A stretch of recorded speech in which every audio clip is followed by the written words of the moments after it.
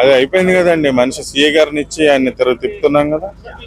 పొద్దున్న 6:30-7 సమయంలో మనకు సమాచారం వచ్చింది. వెంటనే మనం స్పందించాం. సిఎస్ఐ అధికారిని ఆయనకి రక్షణ ఇచ్చి మొత్తం ఆయన అంతా 6 పంచాయతీలు స్వేచ్ఛగా తిరగటానికి మనం ఏర్పాటు చేస్తాం. అది ఇంకా పూర్తి వివరాలు నా వద్ద లేవండి. నేను ఇక్కడికి వచ్చిన తర్వాత ఆ విషయం తెలిసింది. నేను ఇప్పుడు వచ్చిన కాడి నుంచి పత్రికా మిత్రులందరూ కూడా నన్ను చుట్టుముట్టారు. నేను ఇంకా దాని పూర్తి వివరాలు తీసుకోవాల్సి ఉంది.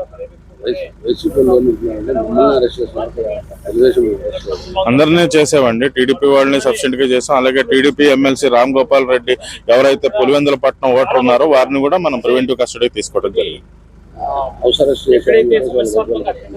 ఎవరండి? అదే నేను అలాగే టీడీపీ వాళ్ళని కూడా చేశాం కదా.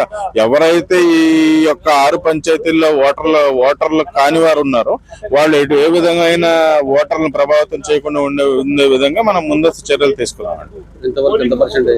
ఒక 40% వరకు అయి ఉండొచ్చు.